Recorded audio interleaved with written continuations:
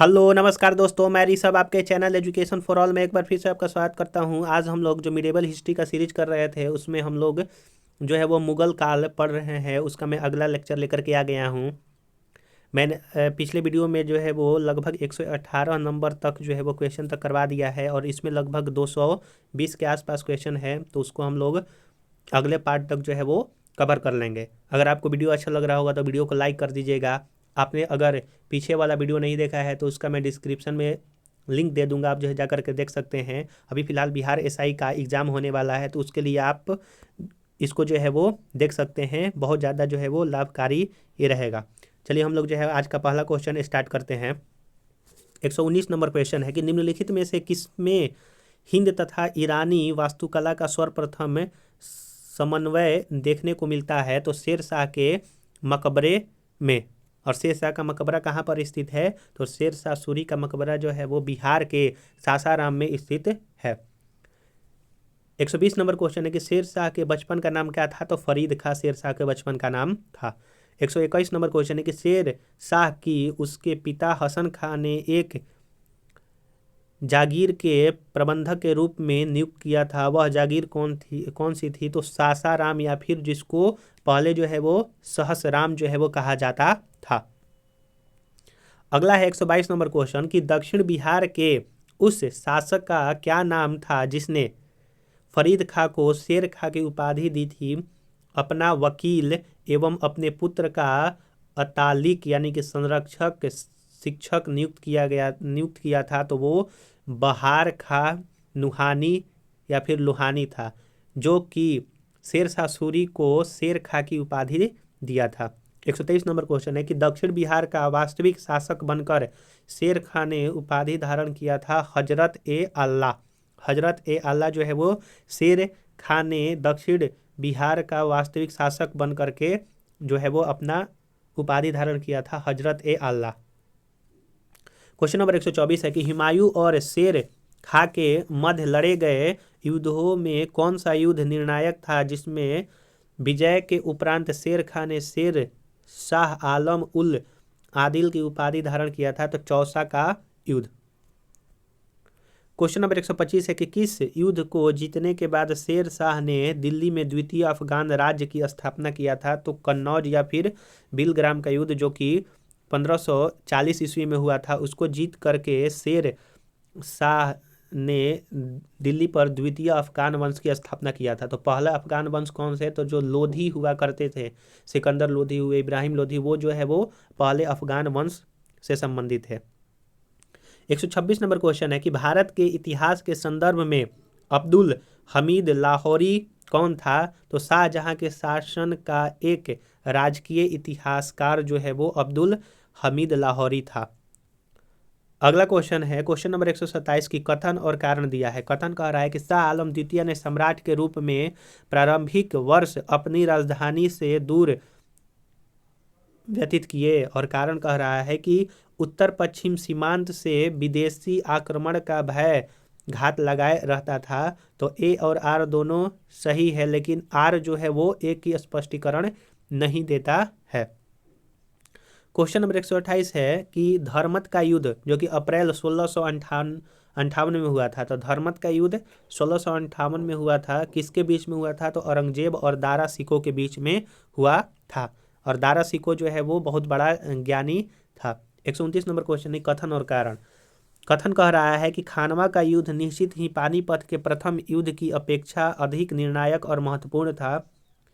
कारण कह रहा है कि राजपूत वीर राणा सांगा निश्चित ही इब्राहिम लोधी की अपेक्षा अधिक दुर्जय शत्रु था। तो ए और आर दोनों सही है, और आर जो है वो ए की स्पष्टीकरण कर रहा है। और खानवा का युद्ध जो है वो बाबर और राणा सांगा के बीच में हुआ था, जो कि 1527 में हुआ था, और उसमें बाबर जो है वो विजयी रहा था, और बाबर ही मुगल वंश का संस्थापक है।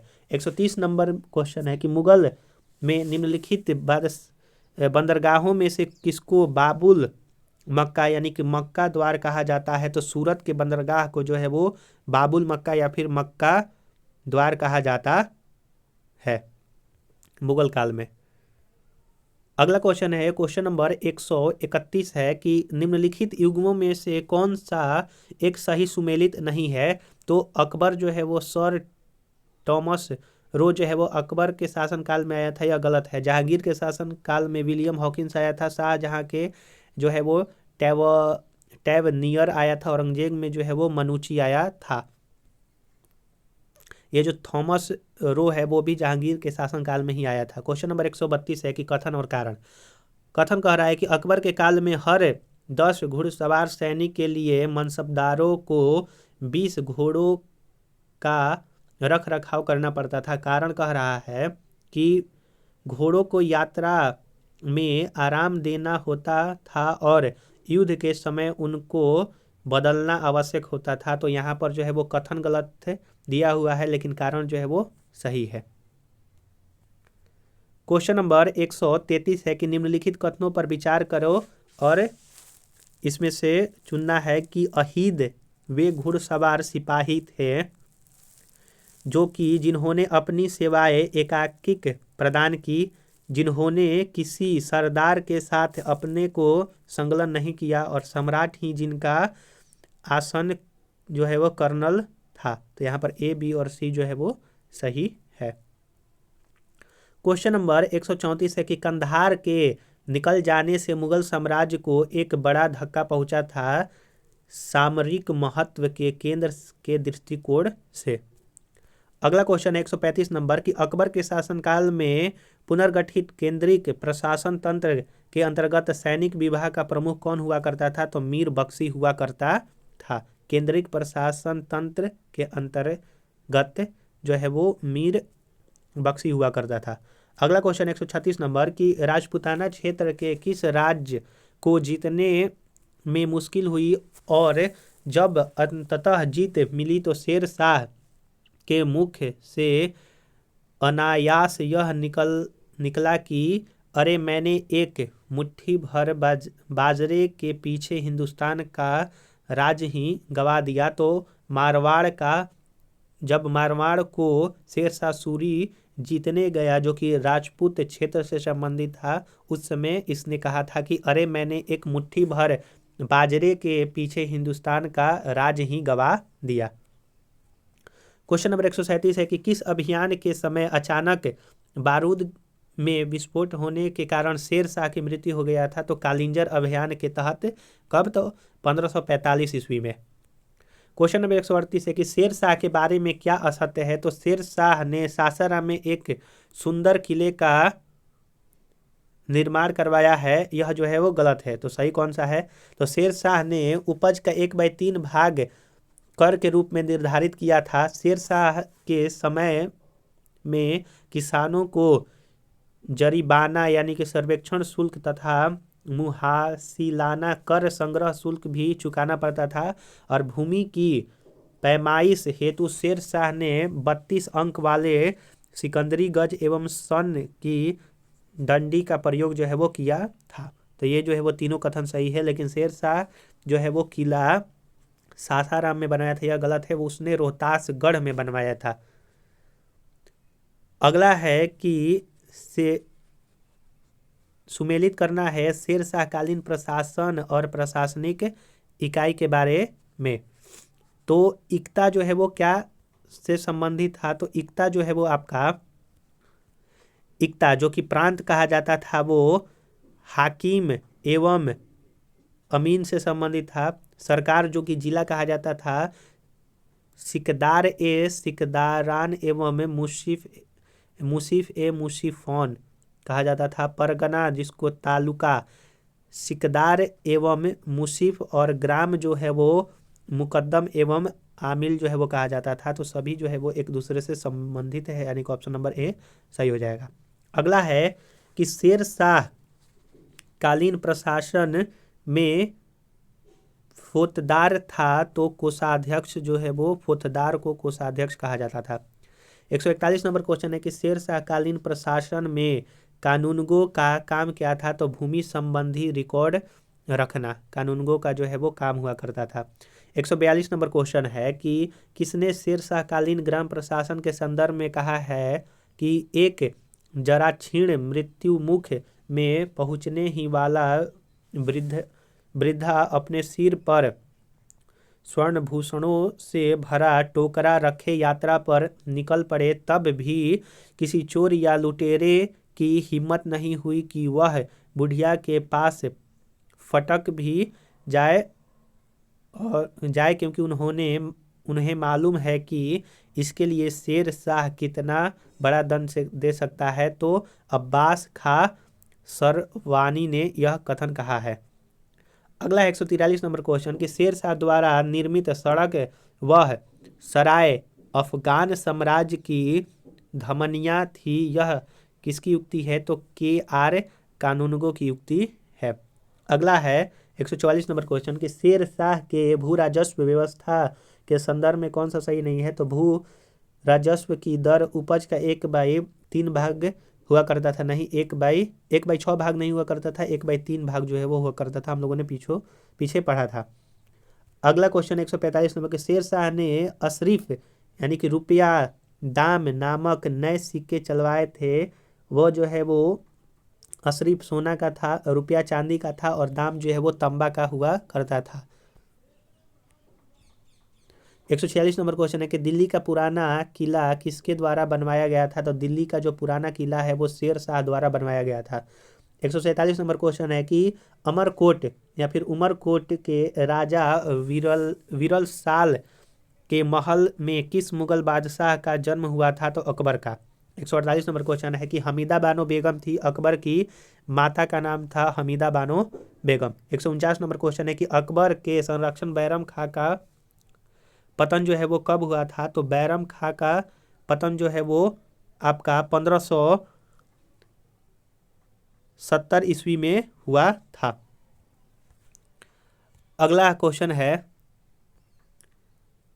कि 150 नंबर कि सूर्यवंश के हिंदू प्रधानमंत्री हेमू जो है वो पहले रेवाड़ी के बाजार में नमक बेच करता था, मगर वह बहुत प्रतिभा संपन्न था। उसने अपने जीवन में लड़ी गई 24 लड़ाइयों में 22 को जीता था। हेमू ने किस उपलक्ष्य में विक्रमादित्य की उपाधि धारण किया था? तो अकबर को हराने के उपलक्ष्य में।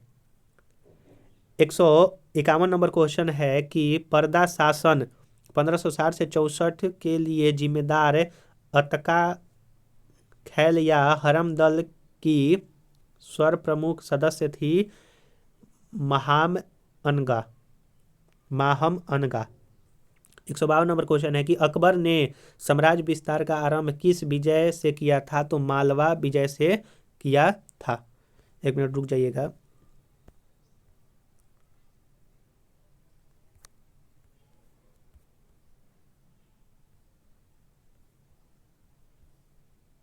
इसमें जो माफ कीजिए, इसमें गलती मैंने बतला दिया है कि अकबर का संरक्षण जो बैरम खां का वो पतन 1560 में हुआ था। आप जो है वो सही कर लेंगे, ऑप्शन नंबर सी हो जाएगा। चलिए हम लोग जो है वो अगला क्वेश्चन करते हैं। क्वेश्चन नंबर 153 है कि स्मिथ ने अकबर के किस अभियान को ऐतिहासिक दूरगामी अभियान कहा था? तो गुजरात अभियान को। अकबर का सबसे अंतिम विजय कौन था? तो असीरगढ़ का विजय जो है वो अंतिम विजय था अकबर का। 155 नंबर क्वेश्चन है कि अकबर ने नवरत्न में से एक बीरबल किस अभियान के समय जो है वो मारे गए थे? तो यूसुफ जाइयों के विद्रोह दबाने के समय में।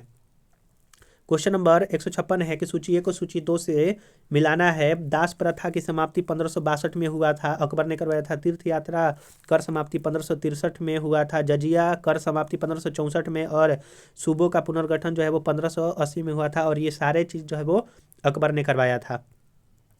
सुमेलित करना है कि इबादत खाना जो कि धर्म संसद की स्थापना 1575 ईस्वी में अकबर ने ही करवाया था। मजहर की घोषणा 1579 ईस्वी में आपका अकबर ने करवाया था। नवरोज उत्सव का पुनरुद्वार जो है वो आपका 1580 में हुआ था और दीन इलाही जो है 1582 ईस्वी में बना था। सूची 1 को सूची 2 से मिलाना है।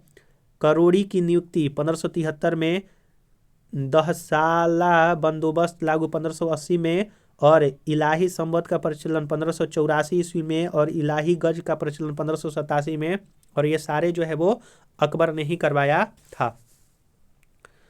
159 नंबर क्वेश्चन है कि निम्नलिखित इतिहासकारों में से किसने अकबर को इस्लाम का शत्रु कहा था? तो बदायूनी ने अकबर को इस्लाम का शत्रु कहा था। 160 नंबर क्वेश्चन है कि अकबर ने किस कविराय या फिर कविराज की उपाधि दिया था? तो बीरबल को जो है वो अकबर ने कविराज की उपाधि दिया था। 161 नंबर क्वेश्चन है कि जहांगीर के निर्देश पर किसने अबुल फजल की हत्या कर दी? तो वीर सिंह बुंदेल ने।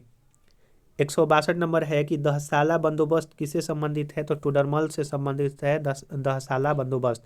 और आज का लास्ट क्वेश्चन है 163 नंबर की अकबर ने किसे कंठा भरवाड़ी विलास की उपाधि दिया था? तो बैजू बाबरा को दिया था। तो हम लोग जो है वो तीसरा पार्ट आज मुगल वंश का किए हैं, और इसमें हम लोगों ने 163 क्वेश्चन जो है वो कर लिया है। अगर आपको वीडियो अच्छा लग रहा होगा तो वीडियो को लाइक कर दीजिएगा, अपने दोस्तों में शेयर कर दीजिएगा, और चैनल को सब्सक्राइब नहीं किए हैं तो चैनल को सब्सक्राइब कर लीजिएगा। और अगर आप पिछले वाला वीडियो नहीं देखे हैं और भी जितना सारा सीरीज चल रहा है तो उसका मैं सभी का डिस्क्रिप्शन में लिंक दे दूंगा, आप जो है जा करके देख सकते हैं। चलिए हम लोग जो है वो अगले वीडियो में मिलेंगे, तब तक के लिए नमस्कार।